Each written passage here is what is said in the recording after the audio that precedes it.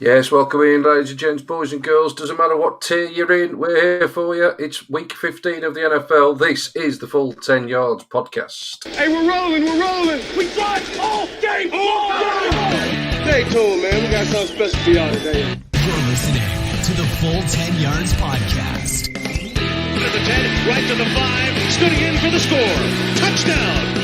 Yeah! Yes, here we go again, fellas. Another week of action down as we get very, very close now to the business end of the season. Still plenty to play for and a whole heap of games to run through, starting all the way back with last Thursday through to Sunday night football last night with my Browns in action. Still one game left on the slate as well. We'll touch on that later on. Let's quickly welcome the fellas in because there's plenty to talk about, but let's get them into the pod. Tim, how are you, buddy? Yeah, very good. So Merry Christmas to one and all. Obviously, this is the last time we'll get together before the big day. Not. Merry Christmas to each one of you. Obviously, everyone that listens as well. And obviously, everyone that's interacted with us over the last couple of weeks. Hopefully, we've kept you somewhat sane if you've watched for even a couple of seconds. So, yeah, Merry Christmas to one and all. Well said, my friend. Well said indeed. And my Rudolph the Red-Nosed Reindeer down in the bottom left-hand corner. Lawrence, how are you, buddy? Yeah, pretty good. Everything's wrapped. Everything's done. It's just a case of some chilling out now. So finished off work on Friday. You talking about Kansas winning the Super Bowl? A couple of minutes. Finished a couple of little cheeky emails this morning. But, yeah, off the work computer now. So very, very happy. So, yeah, Merry Christmas to everybody out there, especially those that can't see each other. And going to have to do a Zoom-related Christmas. So good luck to you all. Yeah, absolutely, mate. And obviously, Kieran, you don't have any of this joy over in the States. You were just telling us that everything's pretty much open. But obviously, happy festive season to you as well, buddy. How are you this evening? I'm a Patriots fan, so the less said, the better at this point in the season, I think, gents. Well, it's a pleasant change, mate, to have you on the outside looking in, and we'll get to all of that because Patriots, one of the teams officially eliminated from the postseason this weekend. And let's start, fellas, all the way back on Thursday night football. We had the Chargers against the Raiders. The Raiders looked like a real threat, didn't they, about a month ago, but they have really fell off a cliff. Another defeat in this one in overtime. Nice to see Marcus Mariota, though, back on a football field. He actually looked pretty good, didn't he? I think if Derek Carr hadn't had such a good season, there would potentially be a few tricky questions to answer there for John Gruden. I'd imagine that Carr will probably come back as and when he does get healthy. But Mariota certainly doing himself no harm whatsoever. Tim shaking his head. Do you think he's won the job, do you, Tim, in his little audition? No, I think someone's brand new in 2020, 2021.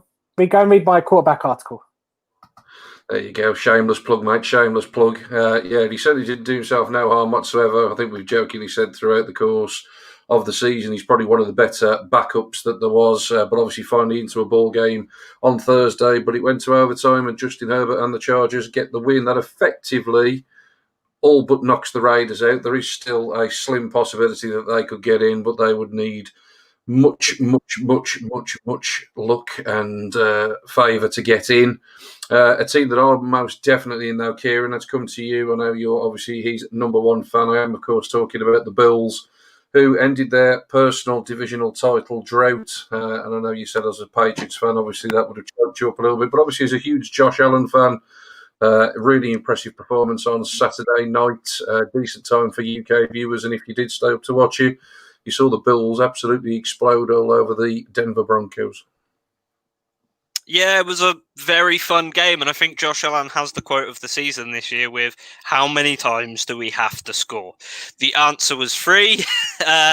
Couple of holding calls and stuff that kept them from their inevitable journey to the end zone, but another fantastic game. Josh Allen, I think, still in consideration for the MVP vote, even if he's taken it right down to the wire. It was another masterclass on offense from the Bills. They finally had a running back go over 60 yards on the ground, which was fun for their fans. They must have enjoyed that.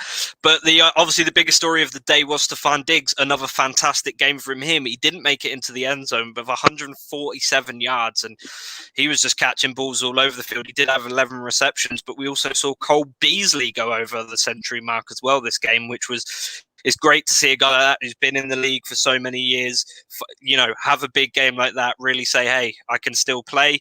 Dawson Knox as well showed up. I know he's had a few drops recently, but he caught a great pass in the end zone, continuing to be a big threat for them in the red zone. And I'm not going to be able to pronounce the name. Jake Kumaro, I think is how it's pronounced. He also caught a pass for a touchdown in the end zone. But this is just another game. The Bills have been playing out of their mind. Obviously, Josh Allen, 2 rushing touchdowns, but, on 3 carries. We knew he was athletic, but gents, he's just been... I think this is something you can't ignore with Josh Allen. I know a lot of people putting Kyler Murray up there as well for the MVP conversation, but I think this is where Josh Allen runs away. He's big, he's physical, and I think he probably has the strongest arm in the NFL, besides maybe everyone's favorite steak and ketchup connoisseur Patrick Mahomes. Not much to write home about from the Broncos in that respect, though. Melvin Gordon and Philip Lindsay, just 11 carries each, looked decidedly muted on the ground, despite Melvin Gordon's 2 touchdowns. And Drew Lock had 1 touchdown, but under 150 yards through the air. Dropped back 32 times and just could not get it done. This Bills defense is looking more and more dangerous as more and more pieces come back. And I think as this season has progressed, it's taken it to this point for people to say, hey, maybe the Bills are legit. Maybe they do have a shot at dethroning the reigning world champions in the Kansas City Chiefs. And I think, look, I'm not going to jinx it, but, I think that's a safe bet to make, is that the Chiefs can be dethroned by the Bills in the playoffs. And if that does happen, I see the Bills taking all the marbles in the big game. Oh, interesting show, mate. Interesting show. Any given Sunday, obviously anyone's going to be in with a show. But yeah, the Bills certainly have stamped their play with some January football. Obviously another team that are definitely in and almost now pretty much assured of the number 1 seed is the Green Bay Packers after results on Sunday, but they had to take care of business on Saturday. We all said, fellas, that Aaron Rodgers might have one of those games where he just doesn't look particularly interested. Hopefully for Packers fans, that was the second half of this one. Green Bay absolutely strolled out to a 21-3 lead at the half, and I think everyone was expected to wake up on Sunday morning and find a 40 burger on the scoreboard. But as it was, it actually ended up pretty close, too close to comfort, to be honest, 24-16. Aaron Rodgers' final stat line. It's not very often that you see Aaron Rodgers with a stat line like this, is it? 20 of 29 for 143 yards. So not an awful lot going through the air. Better day on the ground, though, for Aaron Jones, his first decent game in a while. He went for 20 carries at 145 yards, as well as finding the end zone on the ground. And we said a few weeks ago, didn't we, the Packers also finding ways to win ugly, one of the more complete teams in football. They won't care. They've got the W secured, and like I say, with results that we will get to later on in the podcast, things looking rosy for them for the playoffs to run through Lambeau Field in the NFC side. But before we get to the NFC, fellas, let's have a look at the AFC wildcard side of things. And Tim, I'm going to turn to yourself for this one, buddy, because we've got the AFC South, which is now probably the most competitive division in terms of 2 teams vying for the lead. Obviously, 2 teams tied with the same record in the Colts and the Titans. Both got wins this weekend. The Colts against the Texans, the Titans against the Lions. Tell us all about it, buddy. Yeah, it's definitely going to come down to the last 2 games for each teams, which I'll get to a bit later on. But yeah, the Colts Texans one on paper should be, for both games should have been cakewalks for the Colts. But Deshaun Watson, man, he's made a different gravy, hasn't he? There was a scary bit of deja vu in this game. Obviously, the previous meeting a couple of weeks ago finished 26-20. This one finished 27-20, and both games had a Deshaun Watson drive going down into the red zone. Both ending in fumbles, and obviously both both obviously inside 2 minutes or whatever, and just both ended up with Texans defeats. But it kind of begs the question: how good this Texans team would be if they had, I don't know, someone like Nick Hopkins, or maybe a first or second round pick next year, or something like that. It's Bill O'Brien has absolutely screwed this franchise up good and proper. The Larry Mitanzel trade in, the Nuke trade out means they've got nothing better than the third round pick.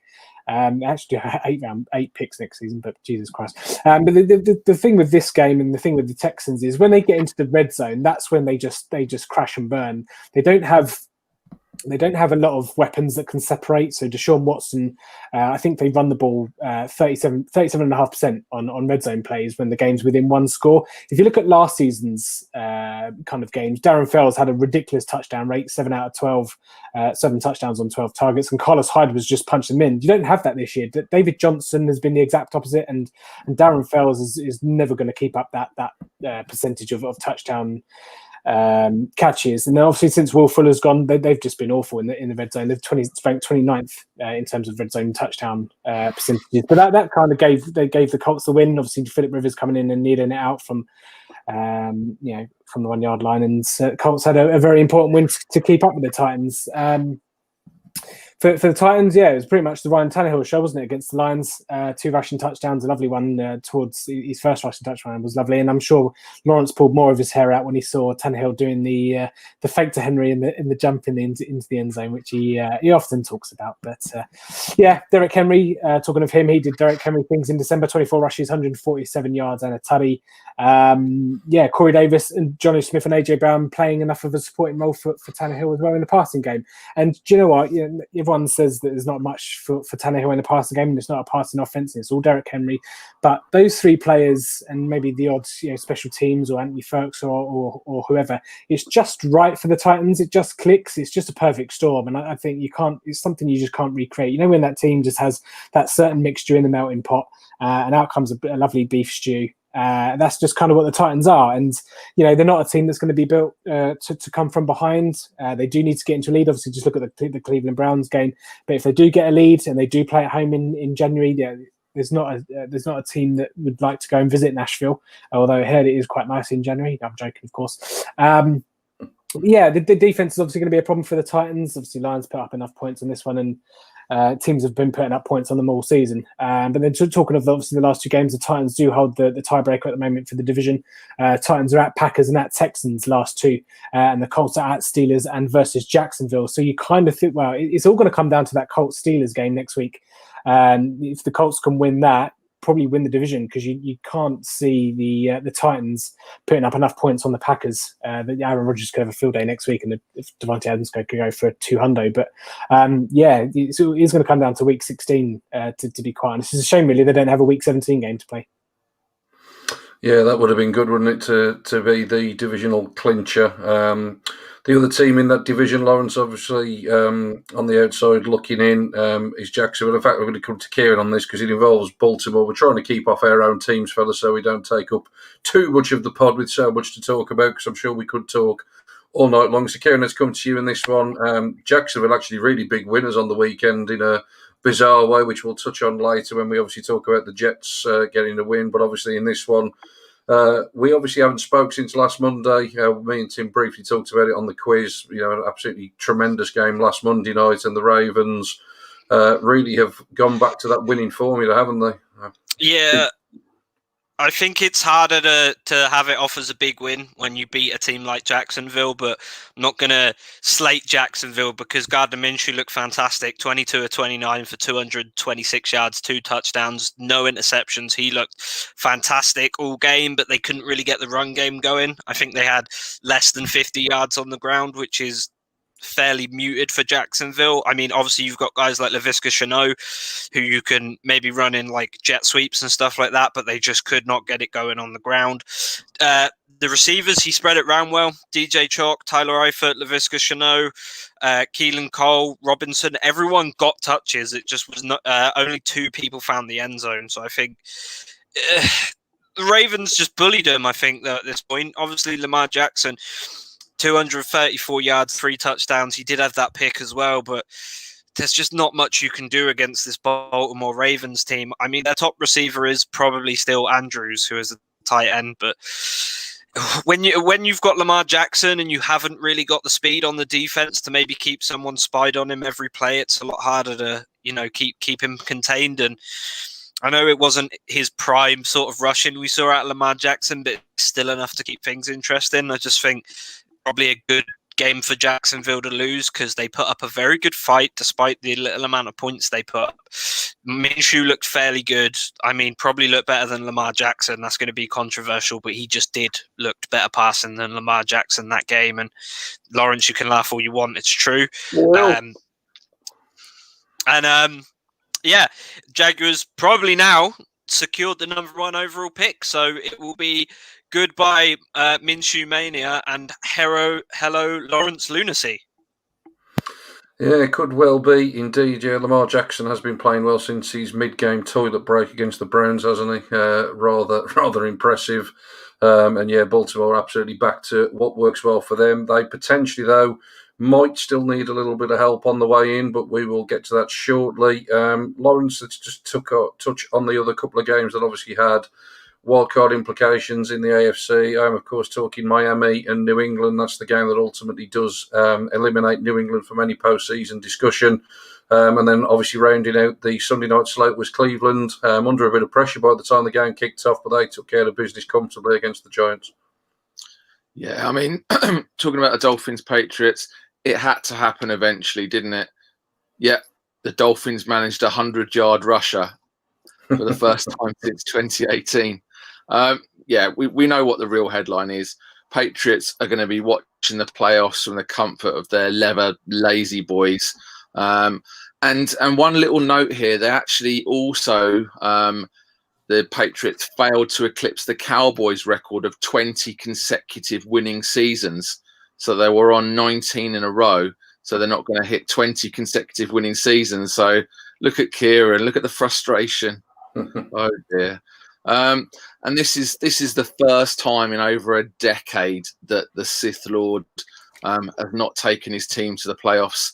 And with 2 games left, the best for the Patriots they can hope for is 8-8, which would absolutely flatter the team to death because they are not an 8-8 team.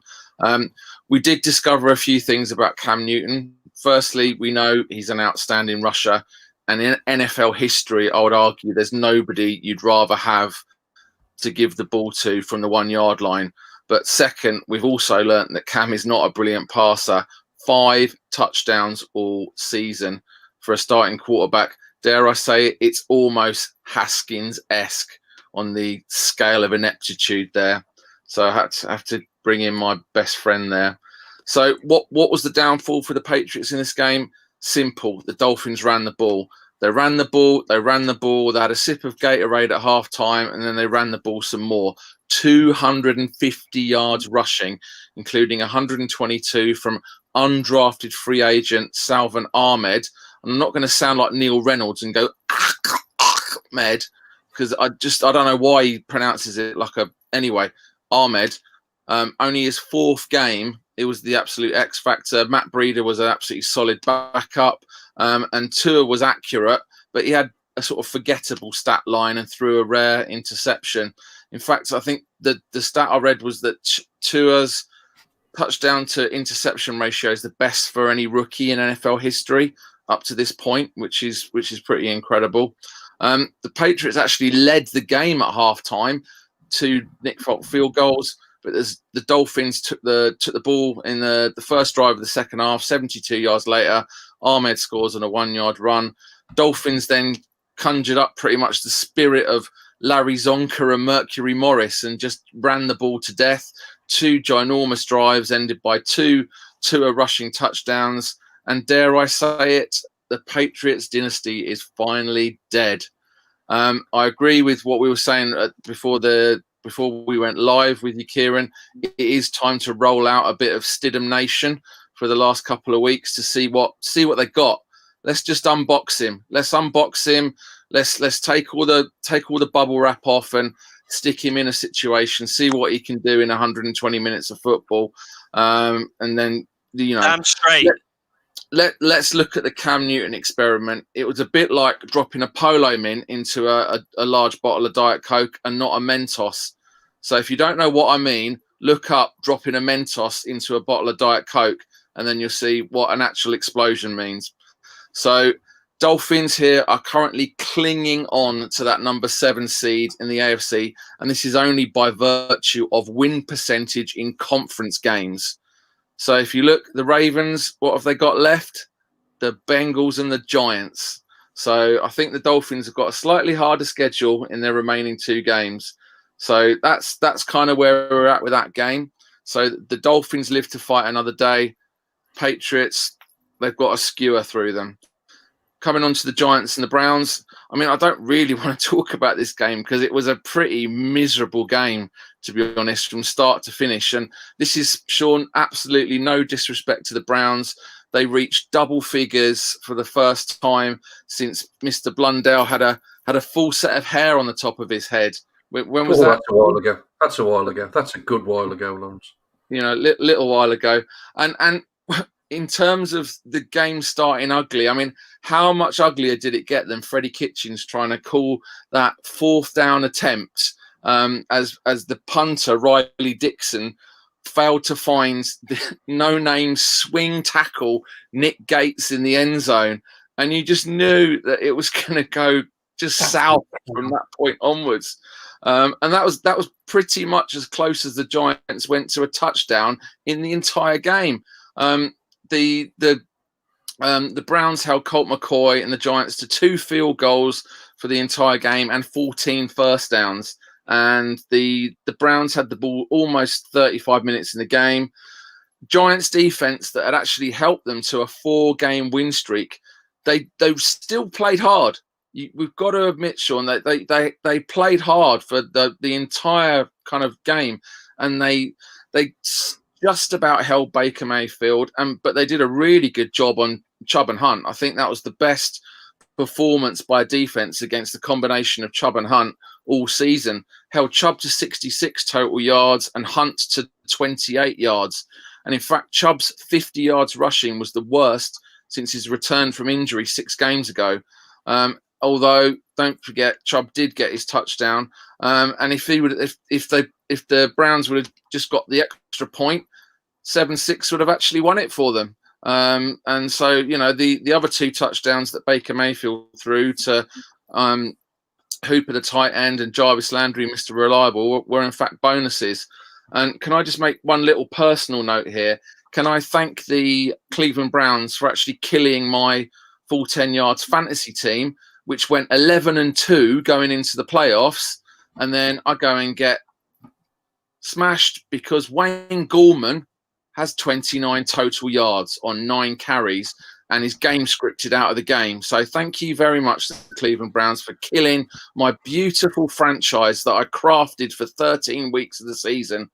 So back into the seedings, the Browns now sit at the 5 seed in the AFC, 1 game behind Pittsburgh, who play tonight against the Bengals, and 1 game ahead of the Ravens, who are warming up at the moment at 9-5, but still looking in at the moment.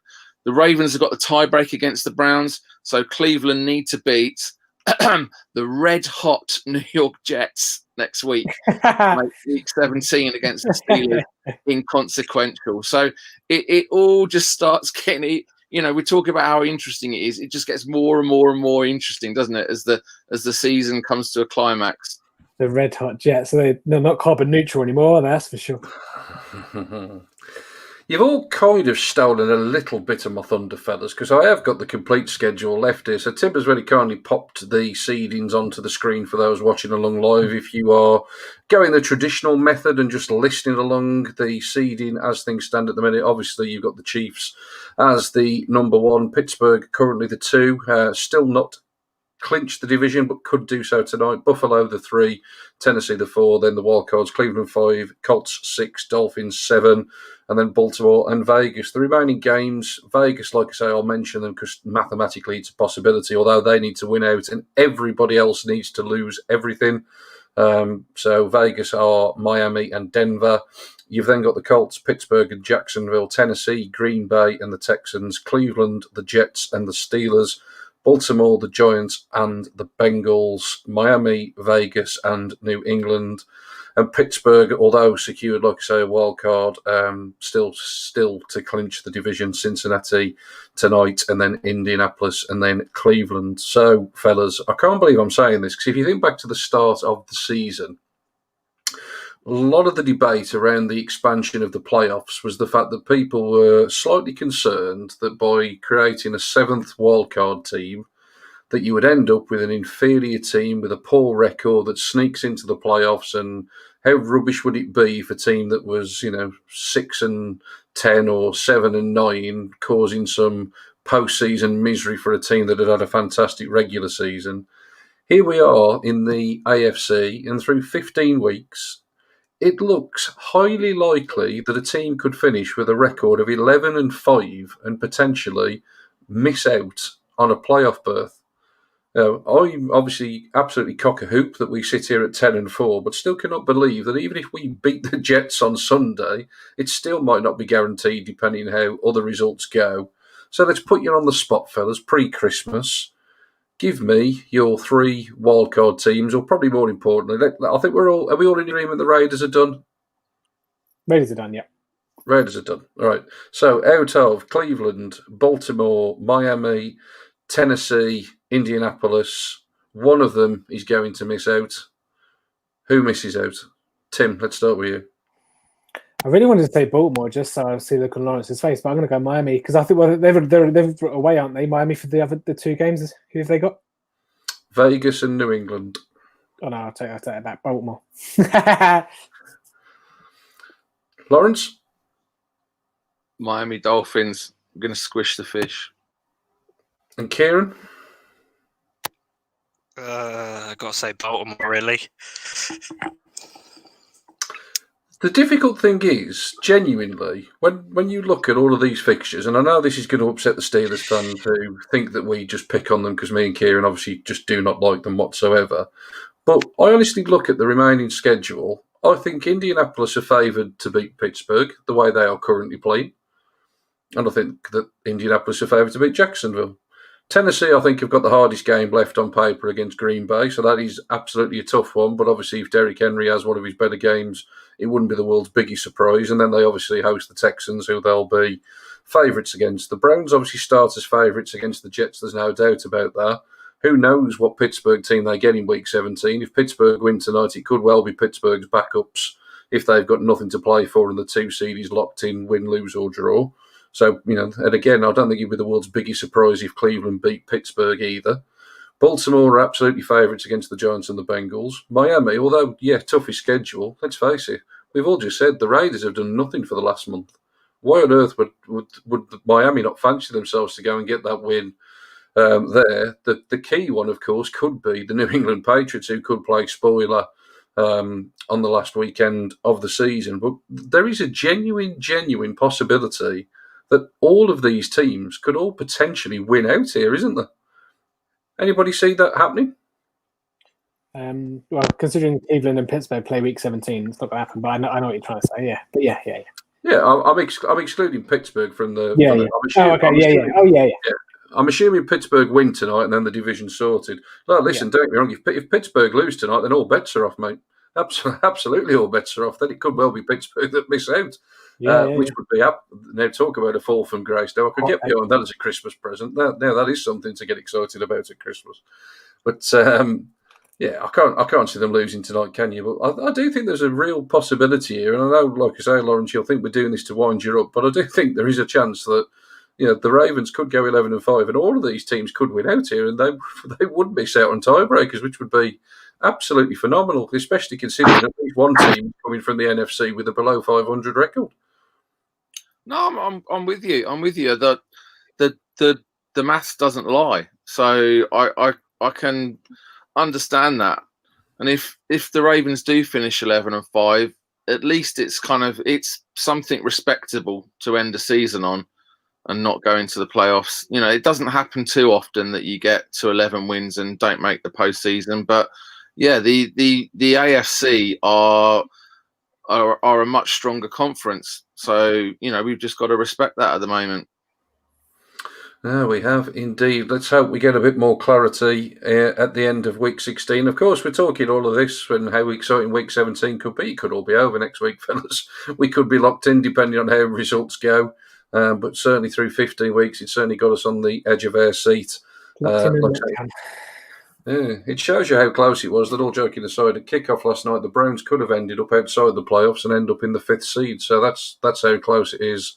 One result the wrong way could completely change the outlook for everybody. Let's move on then, fellas, to the NFC side of things, and obviously it's a little bit more clear there, I think, in terms of the playoffs. So the seeds there, Green Bay in the 1. We'll talk about all these games shortly. New Orleans in the 2, Seattle the 3, Washington still hold on to the 4, Los Angeles the 5, Tampa Bay the 6, Cardinals the 7, Chicago the 8, Minnesota the 9, and we still go all the way down to Dallas at 10. And there's still every chance that Dallas or Philadelphia could still somehow end up in postseason football, as crazy as 2020 has been. But let's try and work through some of these games chronologically. Tim, we've still got Washington holding down the 4 seed by way of current NFC East divisional leader. But they obviously struggled to get things going against Seattle. However, with that being said, for all the struggles they had, still kept the game tight. Obviously, still could have potentially snuck an upset victory. So the Washington, team still absolutely built on defense. But talk us through the game yesterday, buddy. Yeah, I mean, it wasn't the greatest of games, was it? Let's be honest. Did anyone else notice? I looked this up. Did anyone notice that any of the highlights of this game, they had that weird cinematic camera angle when? Yes, like Ultra HD in the end zone. Yeah. So I looked it up because I thought I was having an out of body experience or something. Or there was something in my body I was thinking, right? So it was called the Megalodon camera, right? And what a game to waste it on. I mean, why not take that camera to New Orleans and the Mercedes-Benz Dome and put it on when Patrick Mahomes is rolling into the end zone with that throw to Cole Hardman or whatever it was. But anyway, that camera cost $10,000, and you might think that's a lot of money, but the big Zorb cameras with the big, you look like you're in a Zorb with the cameras, they cost $200,000. So, it's not bad. It's very cost effective, and it's very weird because you kind of felt it was in like you're watching a Madden's like cutaway or something like in a story mode. But anyway, back to the game. 20-15, the final in this one. Haskins made sure that in the 4th quarter with the interceptions and sacks and all the rest of it. But yeah, Seattle made very heavy weather of this one. They were 3 scores up going into the 4th quarter, 2 scores up going into the final 4. But the Washington kind of had too much of a hole to dig themselves out of. They did try. But interestingly enough, though, after a team that had 12 sacks in the last 4 games didn't have any sacks on this one, just goes to show you what a difference when having a mobile quarterback does have. But I mean, you don't. Russell Wilson's final stat line, you don't really see his one too often. Where is it? I did have it written. There we go. 121 passing yards from Russell Wilson. Don't see that very often, do you? 50 yards scamper from Carlos Hyde in the 3rd was kind of the end of this one. Haskins had 295 passing yards in this one. Nearly had 2.5 times more than Russell Wilson. Haskins. Yeah, MVP Haskins. You would have got massive odds on that anyway. Wilson did have a 38-yard rush too, but like I say, Russell Wilson and the Seahawks just had enough done. And I say, when you've got Dwayne Haskins at quarterback, obviously we don't know if the stats of Alex Smith for the next 2 weeks, but your ceiling's limited, and you don't need to score that many points to beat the Washington football team. And it's all defense orientated, and they're only going to get you so far. You need that to complement a running game, which obviously has no Antonio Gibson at the moment, and Dwayne Haskins just isn't going to get it done. Talking of schedules, this one obviously Washington, with the Giants lost courtesy of the Browns, obviously still hold the division lead, probably still will, but they probably need to win out against Carolina and Philadelphia because the Giants have Baltimore next week and then Dallas. But we are now guaranteed that the NFC East winner going into the playoffs will not have a winning record. Obviously not seen since the days of Carolina, and I think Seattle won a while, but that was beast mode year, wasn't it, all the way back when?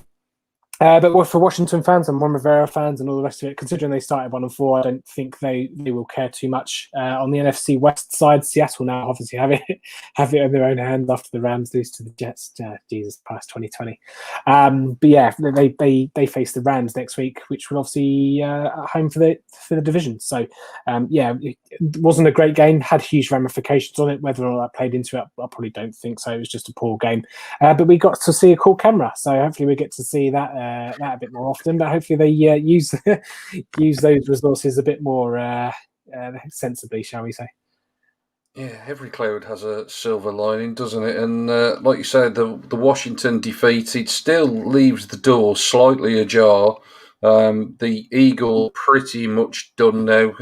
Their tie earlier in the season, if they win out and Washington loses out, could potentially come back into the equation, but pretty much done. And it's ironic, really, because the Eagles, probably from a morale point of view, had as good a performance as anybody this weekend. Jalen Hurts was pretty spectacular in defeat. Obviously, the Cowboys, big win for them against the 49ers. And like you say, if I think Washington's game next week is Carolina, you would probably fancy them to take control of business there, the way the defense has been playing. But again, it wouldn't be the world's biggest upset if the Panthers pull the victory out. There is still absolutely a path for Dallas or the Giants to get back into the number 4 seed. I think just off the top of my head, I think if it's pretty much between Washington and the Giants, because if the Washington slip up once and the Giants win one of their 2 games, obviously they've got Baltimore next week, so not looking too likely. But Giants have the tiebreaker over Washington, whereas Dallas don't. Dallas would need to win both.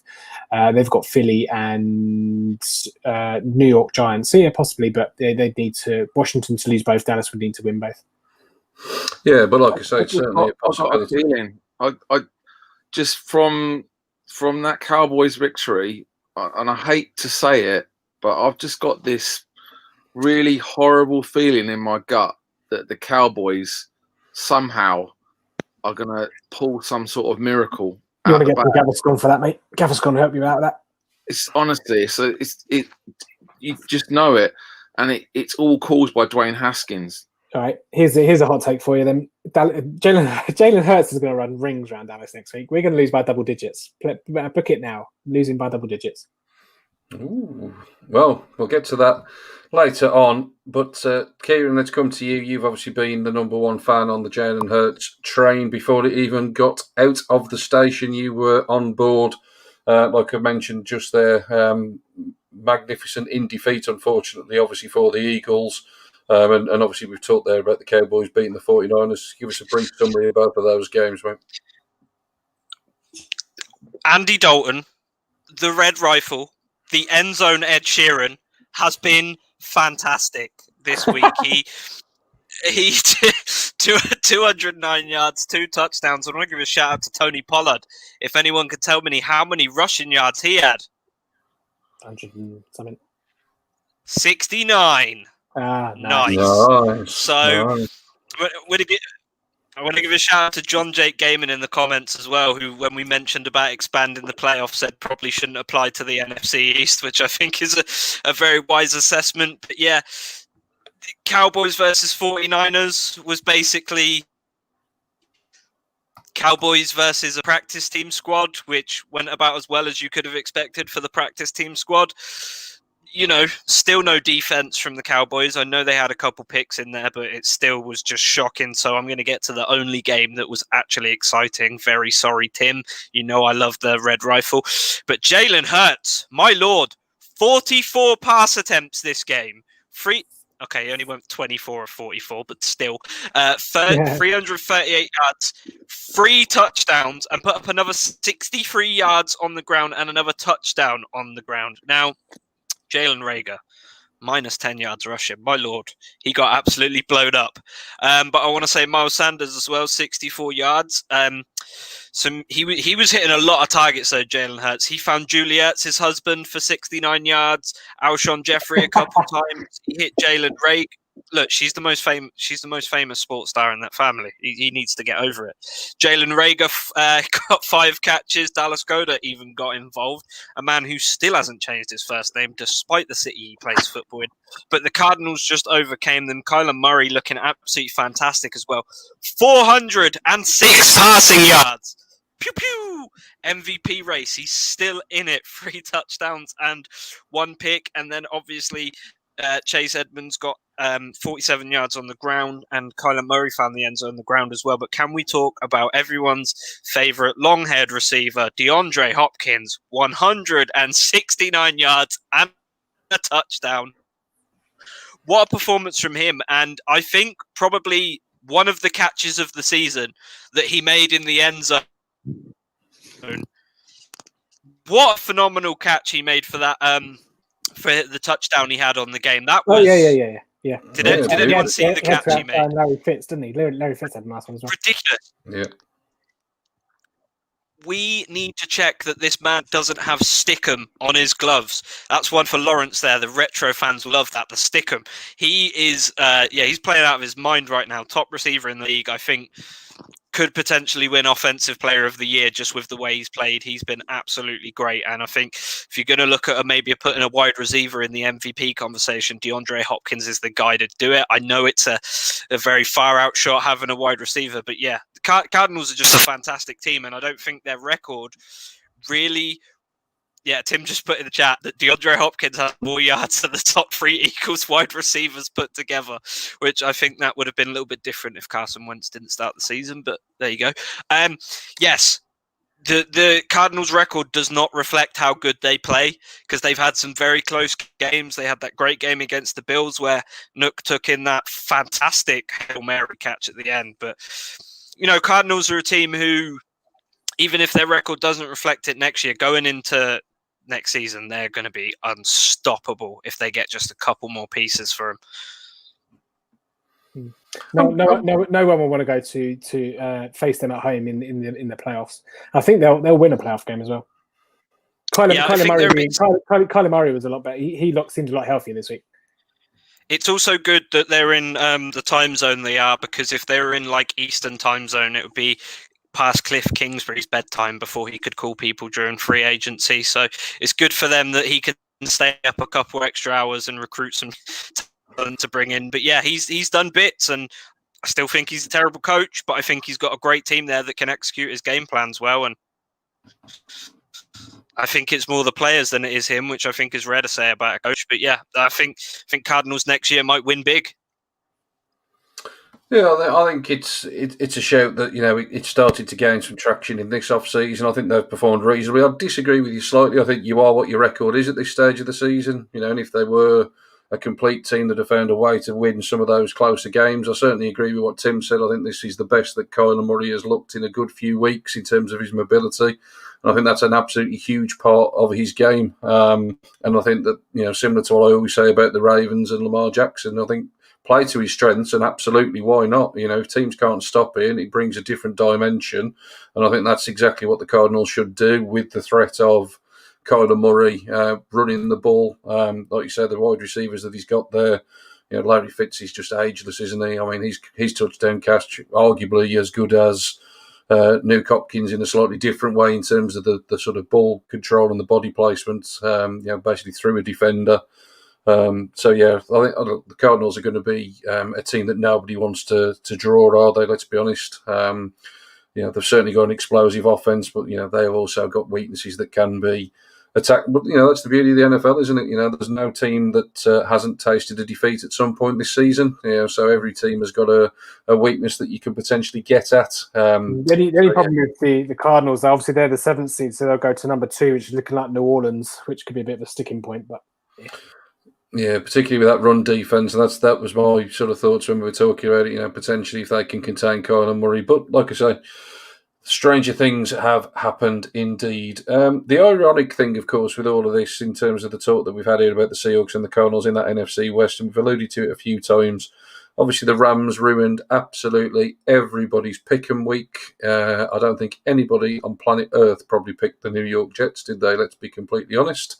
And the Rams had an absolute stinker.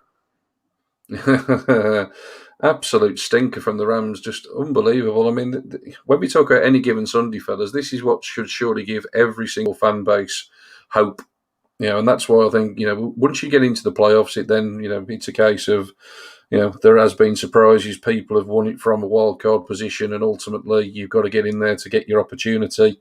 In terms of the game itself, I know there's going to be a bit of a written tribute for Mr. Retro about good old Father Time, Frank Gore, in the end zone once again for the Jets in this one. And let's be honest, it's a game that has been similar to a couple that the Jets have been involved in where they've threatened to win. And I think everyone was just expecting that the comeback would be put on at some point, but it just never ever came, did it? It just never ever came. The Rams never looked comfortable. The Jets defense played hard. We had a big debate last week on the pod, fellas, about whether winning was good or bad. Obviously, the stakes in this one probably around the number one overall pick. Probably slightly different debate to what we were having last week when we were talking about teams potentially going towards a divisional win. But obviously the ramifications now mean that Jacksonville jump up to the number one pick in the draft as things stand. And obviously if that is the case, everybody fully expects that Trevor Lawrence will be the selection. And obviously if the Jets did want to select the quarterback of the future from their point of view, that would mean that Justin Fields is the man likely to be on the board. And whether they go that route or they move down or whatever, that's all stuff for the off-season. For the here and now, though, they avoid the infamy of an 0-16 season. And yeah, well done to the Jets for getting the O off the board. Tim, a game that had big wildcard implications. And when I did my little game preview piece, as I always do, I was almost staggered to find these two teams went into this one with the same record at 6-7, because it just feels to me as though the Vikings and the Bears have just had completely different seasons. Obviously, different paths taken to get to this point. But a really big win for Chicago, who all of a sudden have found. Yeah, you're breaking up a bit there, so I'll just start talking anyway. Yeah, kind of the 6 and 7 bar, wasn't it? 8th and 9th seeds going into this one, and it goes to show the depth in the NFC.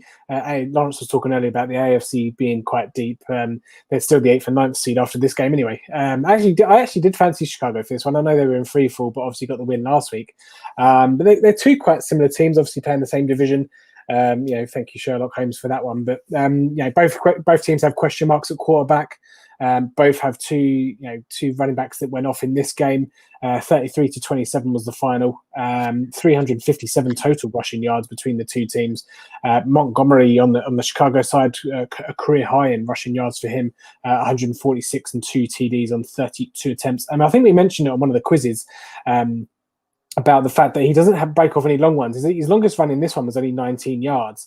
So again, it's just a case of he just doesn't go for very far indeed.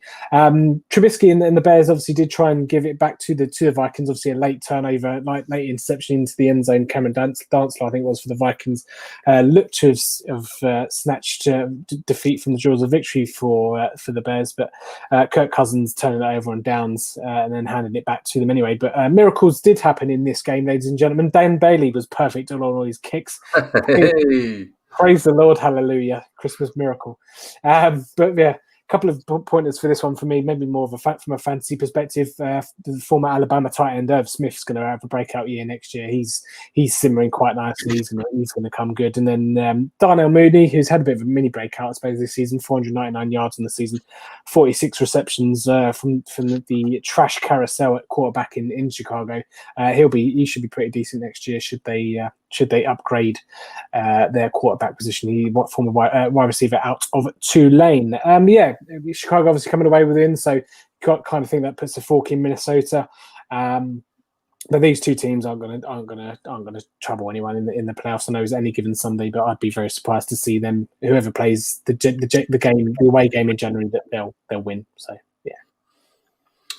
and the other two games that affected the NFC side of things, we'll start, Lawrence, with Atlanta and Tampa. Tampa pretty much guaranteed in now, are they? Or certainly if they're not guaranteed in, I think it's going to take a lot of things to go pretty wrong for them not to get in. They took care of business, another comeback and another lead thrown away by the Falcons. So if you just want to touch on that game, mate, and then we'll talk about the big game that was on Sky in the 9:25 window last.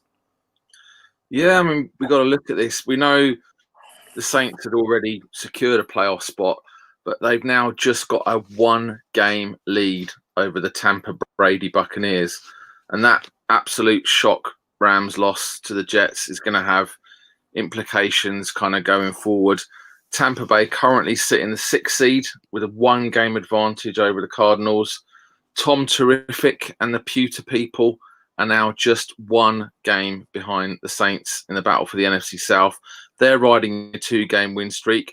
And if we go back just 2 weeks, you can look, the Saints were sitting there at 10-2, and everyone's like, oh, it's already all over. The Bucks were 7-5 and almost fading into kind of obscurity for their season. And now 2 weeks later, they're 1 game apart, and the division's still up for grabs with 2 weeks to go, which is again, bonkers. I do have a great deal of sympathy for Matt Ryan, who's going to be sitting there in his 50s and his 60s, and he's going to be waking up with cold sweat, seeing the number 12 just kind of dominating wherever he goes, whatever he does. We've had the greatest kind of comeback in Super Bowl history, and then Brady goes and does it again, but with a different team this time, coming back from being down by 17 points twice in this game. To go ahead and get the win. Ryan threw 2 very early touchdowns, probably too early, to Russell Gage and Calvin Ridley, and Young Hoku's first field goal of the game. And the Falcons are suddenly 17-0 up. But we know that the Falcons cannot hold a lead. It's not within their DNA to do so. And there were still 17 points up halfway into the third quarter. And then Brady begins to fight back. 2 quick drives, kind of both, 4 minutes or under. Suckup gets a field goal in the 4th, and then suddenly it's 24-all out of nowhere. And then the Falcons grab the lead before giving the man who is about as stable as a box of fireworks in an incinerator, Antonio Brown. Yes, the man who we haven't really talked about too much this season, stepped up and snagged a 46-yard touchdown to win the game, which is bonkers. And just to put this into context, it was Brown's first touchdown of the season, his first as a Buccaneer, his 76th touchdown in terms of his career. So, this is a Hall of Fame career for this guy, but first touchdown of the season. And Brown has now caught a touchdown in 10 consecutive seasons, which is always, pretty decent to do 10 years in a row to catch a touchdown. And in fact, Antonio Brown's last 2 touchdowns have both come from Tom Brady. So back in his Patriots days, that was his only touchdown last season, and his only touchdown this season that's come from Tom Brady. And, again, I just want to pay a little respect to Matt Ryan. He might have thrown more touchdowns and had more completions than Brady did on the day, but it was the Falcons' complete lack of running game that absolutely killed them. I wasn't watching the game closely, but I know that did Todd Gurley go out injured early? Because his stat line was 1 for -1 or something ridiculous on the grounds, and Ito Smith didn't do jack when he got the ball. And Matt Ryan has now gone over, and this is honestly, it should be Stats Live, but I'm going to throw it in now in context. Matt Ryan has now gone over 4,000 yards in 10 consecutive seasons. You've got to give the man some respect. He's now 9th in all time in passing yards, attempts, and completions. And I know this is an absolutely wasted season for Matt Ryan, but I'll just throw this little question back out there. Is Matt Ryan a Hall of Famer? No. No. Not even close. No, he's not got the postseason accolades to back it up. It's going to be a similar conversation, I think, with Philip Rivers as well, isn't it? Yeah. He's not a first ballot, but I think he can get in the Hall of Fame maybe 20 years after he retires. But he's not a first ballot guy at all. The world isn't going to be for any longer after 20 years. we're all going down. We're all going down the roller coaster of life, and the world's going to explode. Coronavirus is going to kill the world. Matt Ryan won't get into it. I use my own.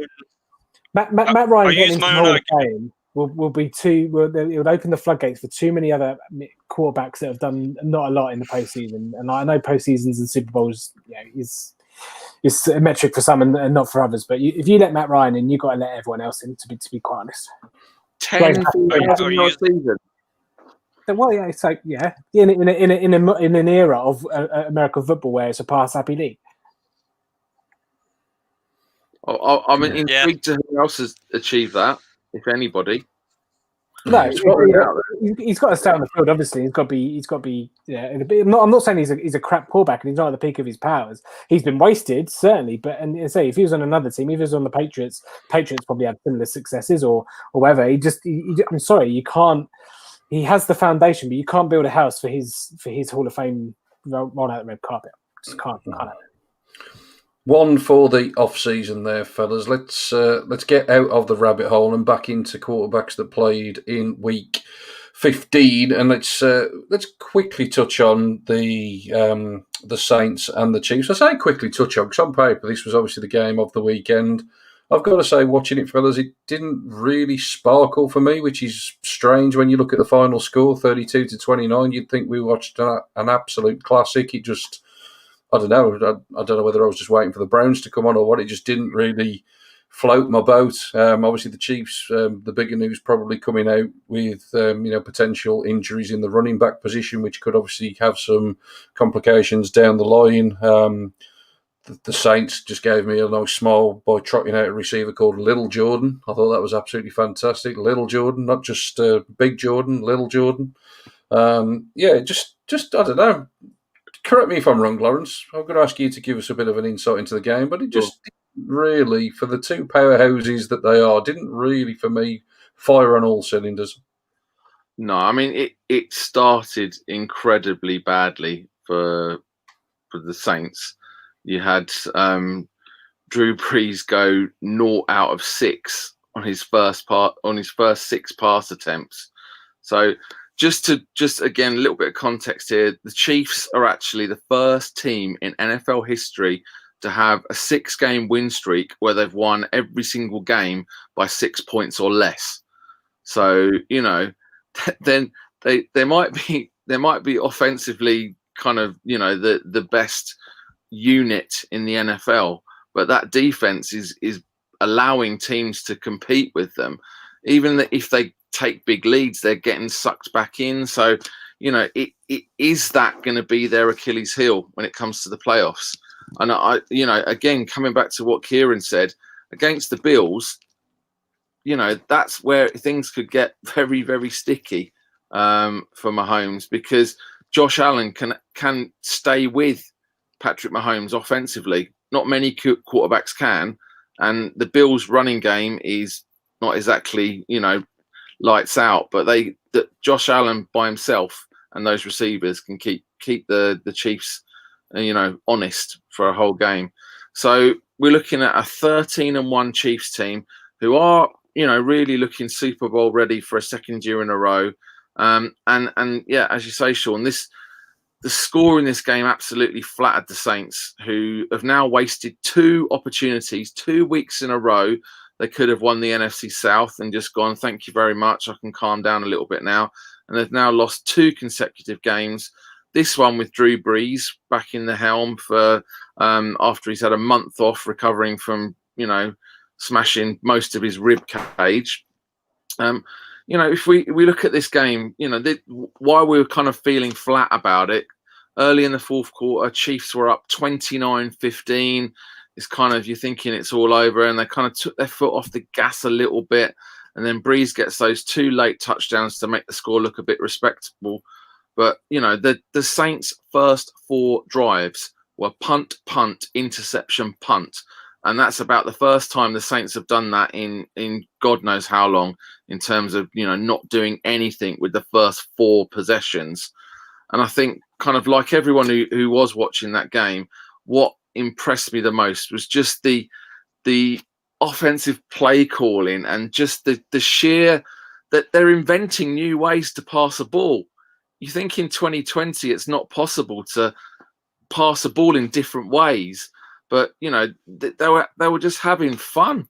And Tyreek Hill's route for his first touchdown, he was kind of like like a sat nav had gone rogue. It was like left, right, left, right, left, right, and then finally kind of got some separation for that first touchdown. And then the second one to Travis Kelce, this kind of hybrid pass dump off pitch thing, whatever it was. Again, it's Mahomes doing things with a ball that nobody else does, or maybe someone did in the 1920s when they played for the Dayton Triangles or the Oorang Indians, but not something that people are doing in 2020. So it's just remarkable kind of what they're doing. I think the only bit of bad news for the Chiefs to come out of the game was a late injury to Clyde Edwards-Helaire, the little rookie jitterbug, who's hopefully back for the playoffs. And with the Chiefs kind of, they need that bye to allow number 25 a little bit of extra time to heal. And then in the meanwhile, we're going to be treated to a little bit of a Le'Veon Bell show. So interested to see what happens in the next 2 weeks with Le'Veon Bell getting a bit of a bigger workload. So let's see kind of where that's going to go. That's going to be fascinating for the next couple of weeks. That Travis Kelce touchdown, it's kind of like, I liken it to, like when you're a kid and you do something naughty and you steal something, and then you get found out and someone confronts you with it, and then you chuck it to the next person saying, and then he did it. Just chuck the ball. It's like, it's just quite funny. Had to be there, really. It was one of those plays, to be fair, that when you watch it, you kind of think to yourself, why doesn't everybody do this more often? Because it was so simple. So many teams get stuffed around the goal line, and it was just such a simple play. But to be fair, Andy Reid has always been the guy to sort of do those things that when people look at them, they say, well, yeah, why didn't I think of that? We've gone through all the games there, fellas. A few of you have said about the Bills giving the Chiefs a run for the money. Ross, who obviously watches along most weeks. Evening, Ross. How did the Bills go against the Chiefs a few weeks ago? The answer is, mate, they obviously got battered, as pretty much everybody does when they play the Chiefs. But I'll throw a question back to you, Ross. You've beaten the Bills. You've beaten... who else have you beaten? You've beaten the Raiders. Yeah, like I said, you've pretty much beaten everybody. As the number one seed and likely favourites heading into the playoffs, which team gives you the biggest fear in the AFC in terms of the guys that could play you during the playoff run, and assuming that you can get through all of the AFC opponents, who then scares you the most in the NFCs? You've obviously now beaten the cream of the crop over there as well. I mean, I've said all year long I think the Chiefs will repeat. I've seen nothing through 15 weeks for me to change my mind. But yeah, let's see what Ross has to say. Let's see who he fears the most in the AFC, and then who he fears the most in the NFC. Lawrence, you want to say something? Make it quick, buddy, because we've got to get some stats out there, everybody. I will be, but I don't really want to say this guy's handle, but it's Howdy Somebody, who's just announced here that Kevin Green has passed away. Kevin Green was an absolute legendary kind of linebacker. He was an edge before there was the position called edge, playing for the Rams and for the Panthers. And when I was growing up, just a very, very short reminisce, I remember when I was standing in the playground in my secondary school in 1989, and I had one of my school friends said, if you were playing in the NFL, which defensive player would scare you the most? And at that point in time, I said Kevin Green. So that was, I have memories of him and his massive lion's mane of that blonde hair, just causing absolute havoc. So, very, very sad to hear him passing at aged only 58. So just a little tribute there to Kevin Green, an absolute legend of a pass rusher.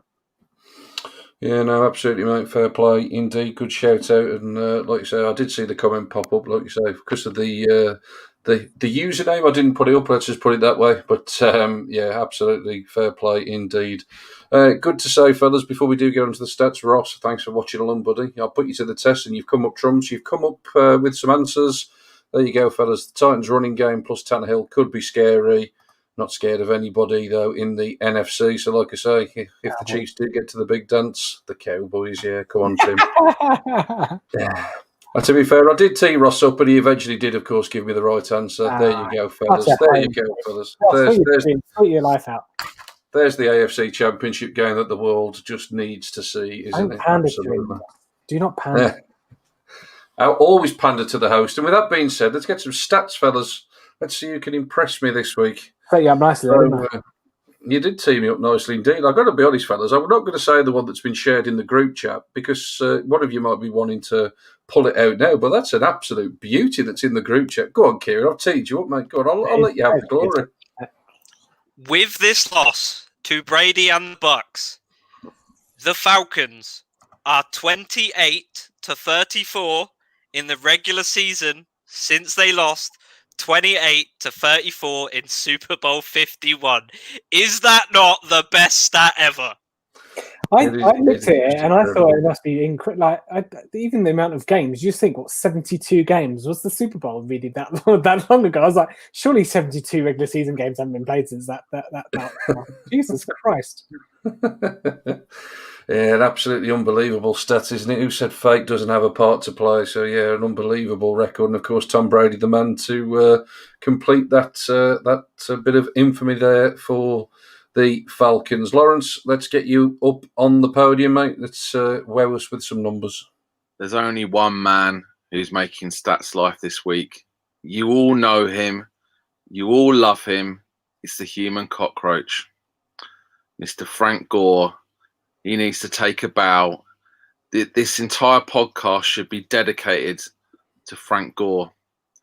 His 1 yard scoring dive to give the 0 and 13 Jets a 17-point cushion on the Aaron Donald defensive-led Rams. It just beggars belief to say all these things out loud. Was his 100th NFL touchdown in an absolutely remarkable career. 81 rushing touchdowns, 18 receiving touchdowns, and 1 fumble recovery touchdown. So anyone looking at going 81 and 18 makes 99. He's had a fumble recovery touchdown as well. He's the 23rd player to reach 100 touchdowns in NFL history, and that ties in with Hall of Famers Franco Harris and Curtis Martin. He's the 4th member of the Century Club to play for 5 teams. So you knew it was coming, gents. Who are the other 3 who have scored over 100 touchdowns in NFL history and played for 5 NFL teams? Terrell Owens. Well done. That was the hardest one. Very good. Very good show there, Tim. Terrell Owens. I know Terrell Owens is one. I need to make a note to myself to always brush up on my retro knowledge ahead of a Monday night podcast, don't I? 1 is active, 1 is retired. 100 touchdowns, 5 teams. It's the 5 1 teams. is active. Good Lord. The 5 teams bit is a difficult bit, isn't it? Adrian Peterson. Well done.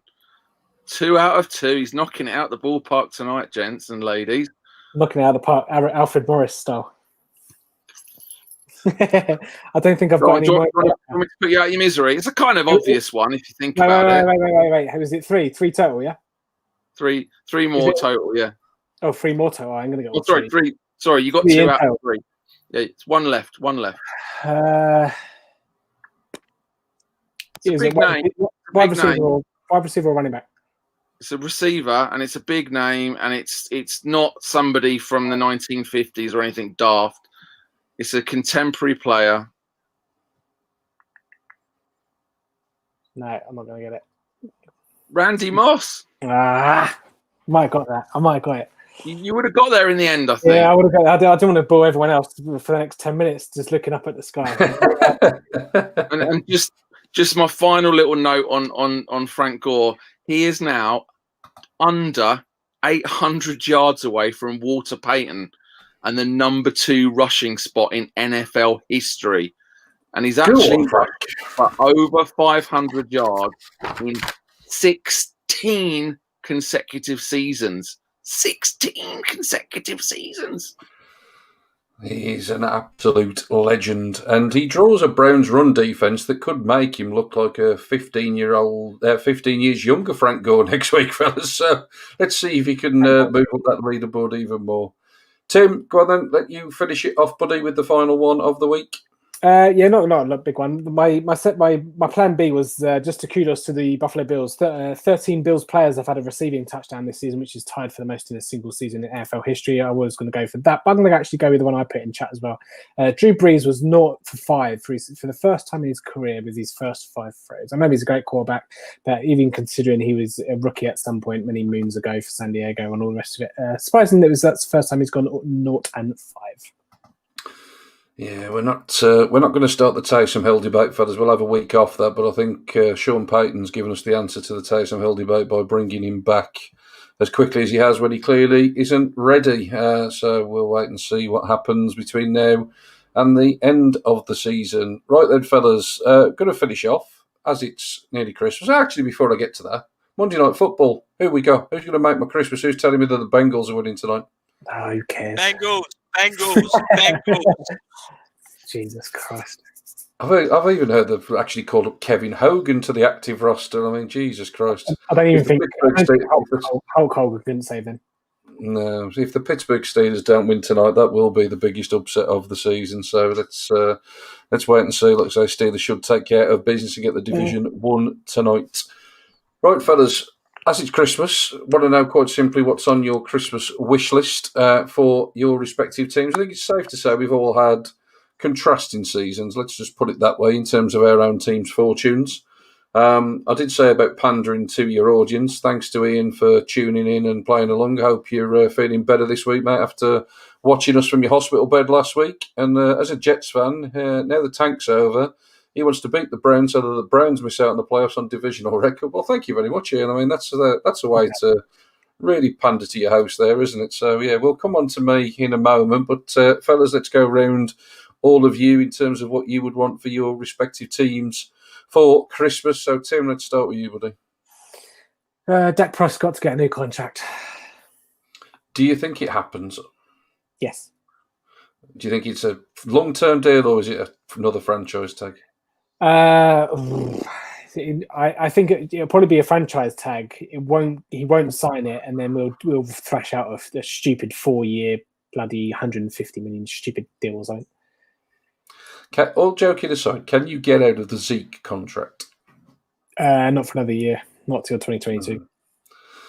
So you might be a little bit hamstrung then between now and then, aren't you? But yeah, all joking aside, I think we would all be in agreement, however much we've had a bit of a giggle throughout the course of the season, the Cowboys are a much better team with Dak Prescott. I think the league's a much better product with Dak Prescott playing well. He was obviously on pace to set all kinds of crazy records at the start of the season, despite Dallas's struggles, and obviously who knows what would have happened. I certainly think they would have been a lot more competitive and certainly would have been putting up a lot more points than they have done over recent weeks. So, yeah, absolutely, it would be good to see Dak back in 2021. Fingers crossed for that, indeed.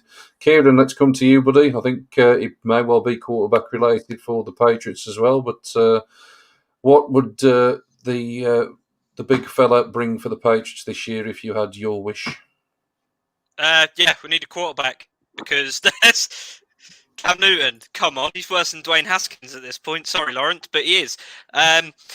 We need a new quarterback because we are getting nothing done right now. I've been saying what we need to just start Stidham because the worst case scenario is he wins us the last 2 games of the season and we drop a couple draft spaces. I think just give him a shot. But yeah, right now, looking forward to 2021, getting a quarterback. That's all I want. We won't go into it in depth, mate, because we're going to have plenty of time to talk all sort of conspiracy theories and ideal trade scenarios and all that kind of stuff in the off-season. Tim's already put a bit of an article out there, as he alluded to earlier, about a bit of a quarterback merry-go-round. But just very quickly, a shout-out that you put in our chat before we started tonight. You'd like to see Matthew Stafford for the Patriots. Do you think that's a realistic shot at happening? Yeah, We love to grab veteran players who some may consider past it or, need a new team to sort of revitalise them. And I think it'd be nice for Matt Stafford. He's been carrying the New York Giants on a barely put together back for the last 10 years. So we'll take hold of him, give him a couple rings. And I think that'd be the best scenario. Oh, I remember my team. Kieran, I remember saying to you, the team I had Stafford going to, Vegas Raiders. That's where he was going. No way. They've already got two decent quarterbacks. No, he's going Vegas. Book it. Fair enough. There you go. Tim told you first, ladies and gents. And Lawrence, I don't know whether you're going to talk to us about Washington or Baltimore, but either way, mate, give us something that Santa will bring down the chimney for you this Christmas. All I want for Christmas is the guaranteed, locked-in 2020 comeback player of the year to actually come back. He made a comeback already, and then he's gone and got himself a little injury. That is all I want for Christmas, is for Alex Smith to be suiting up again before the end of the regular season. And then there is the opportunity to win at least one of those last two games, possibly both, and then some sort of 8-8 miracle.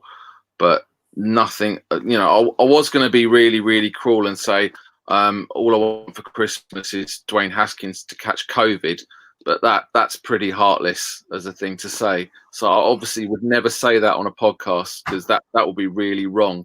So, yeah, I'll say the comeback player of the year to come back again.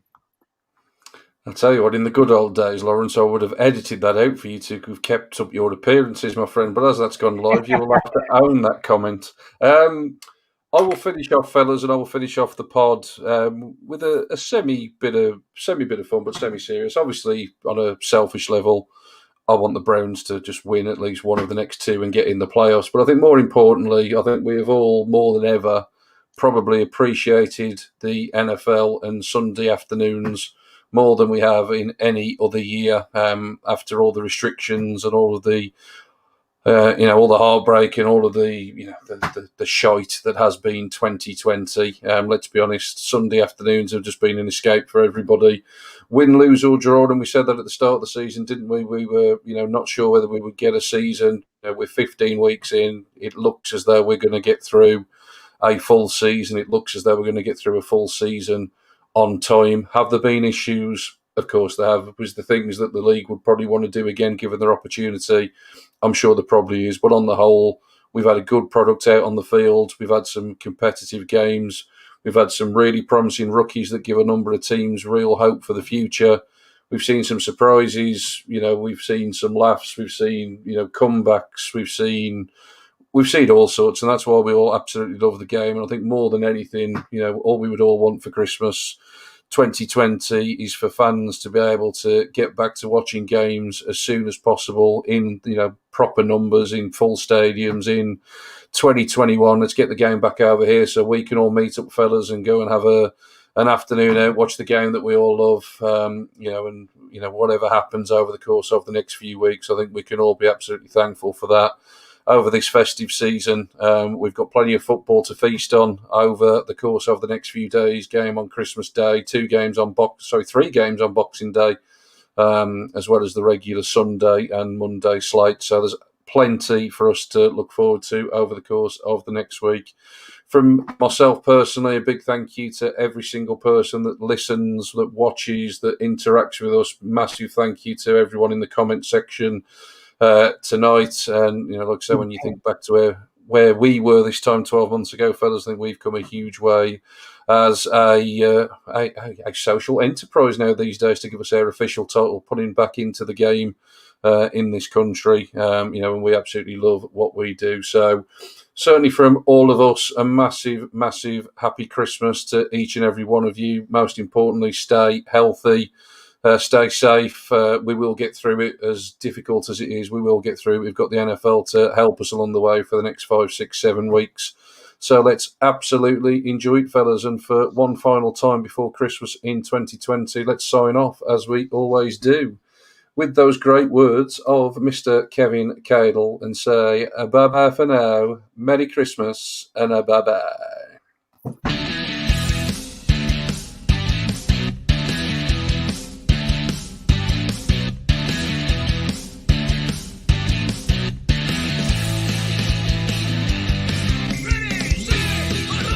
Thanks for listening to the Full 10 Yards podcast. Follow us on Facebook or Twitter at Full 10 Yards, or email the show full10yards@gmail.com.